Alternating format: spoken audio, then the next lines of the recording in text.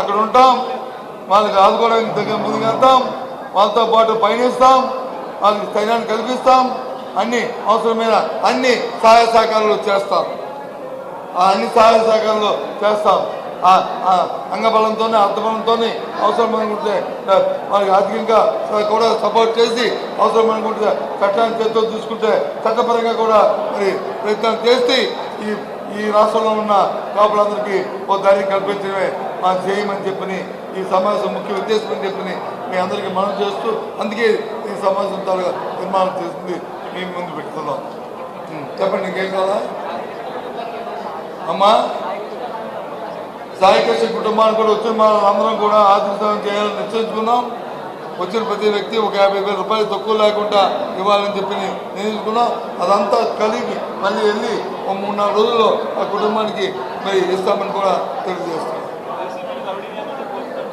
ఎవరండి? వయసులో కాపులు లోడింగ్ కదా, వైసీపీ కాపులు లోడింగ్ అంటున్నావా నువ్వు? ఎవరన్నారు?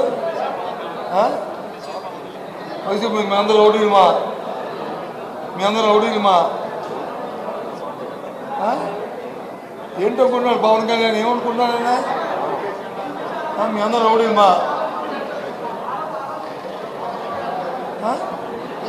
ఈ రాజ్యాంగాన్ని పరిరక్షిస్తూ ఈ రాష్ట్రంలో మంత్రులు చేసి ఈ గుండి తిరిగి చేస్తున్నవాళ్ళు రౌడీ అనే పదానికి ఆయనకు వర్తిస్తూ ఆలోచన చేసుకోమని చెప్పండి.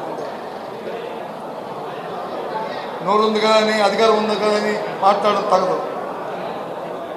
అధికారంలో ఉన్నవాళ్ళు చాలా జాగ్రత్తగా మాట్లాడాలి. మీ అందరూ రౌడీనిమా? ఏంటిది?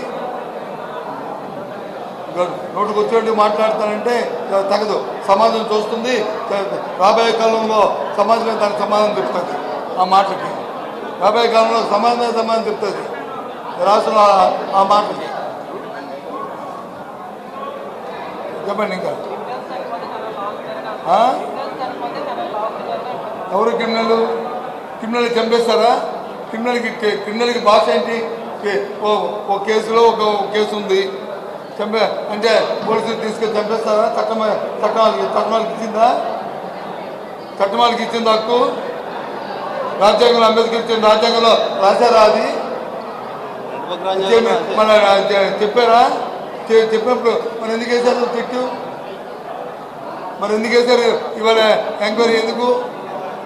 మరి ఎందుకు అతను ఎవరన్నా ముందుగా ఏదో పెద్ద చేసినట్టు సస్పెండ్ చేస్తామని చెప్పారు? క్రిమినల్ చంపేస్తారా? ఆయన అసలు రాజ్యాంగ పదవిలో ఉండడానికి అర్హుడా? ఆ మాట్లాడిన వ్యక్తి చెప్పండి నాకు. తప్పు ఇలాంటి మా నేరాలు నేను ఇందాక మాట్లాడినప్పుడే చెప్పాను మీకు. ఏం చెప్పాను నేను? ఒక ఇన్సిడెంట్ జరిగినప్పుడు ఎవరైనా సరే ఏమైనా సరే అది మావాడయ్యా, లేకపోతే మా మేనవాడయ్యా, లేదా మా కొడుకయ్యా, లేకపోతే నాకు వరుసకి తమ్ముడు అవుతాడయ్యా, లేకపోతే నా వరుసకి నాన్న అవుతాడయ్యా అని చెప్పుకోవడం మావాడే చెప్ప అలవాటు. అలాగే చెప్పుకున్నప్పుడు వచ్చింది. నువ్వు ఎప్పుడైతే నెగ్లెక్ట్ చేసి ఎప్పుడైతే నువ్వు ఆ అంశాన్ని వచ్చి నీరు కార్చి ఎప్పుడైతే మీరు వచ్చి అంశాన్ని వచ్చి దాన్ని పక్కతో పట్టిస్తున్నారో అప్పుడు కాపుకలమంతా మా కాపువాడికి అన్యాయం జరిగిన వెంటనే మీ బాధ్యత లేదు.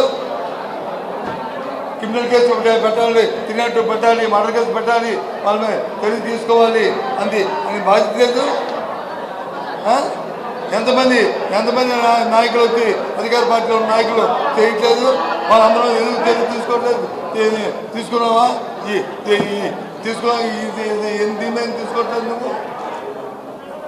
మీ నాయకులు చేస్తాడా? అందుకే చెప్తున్నావు. నువ్వే కానీ ప్రభుత్వం కానీ వెంటనే కానీ దాన్ని స్పందించుంటే ఇవాటికి కొనమే రాదు. ఎప్పుడైతే అది స్పందించలేదో, ఎప్పుడైతే మీరు వచ్చి దాన్ని చట్టపరంగా చూడలేదో, ఎప్పుడైతే మీరు దాన్ని వచ్చి ఏకపక్షంగా చూశారో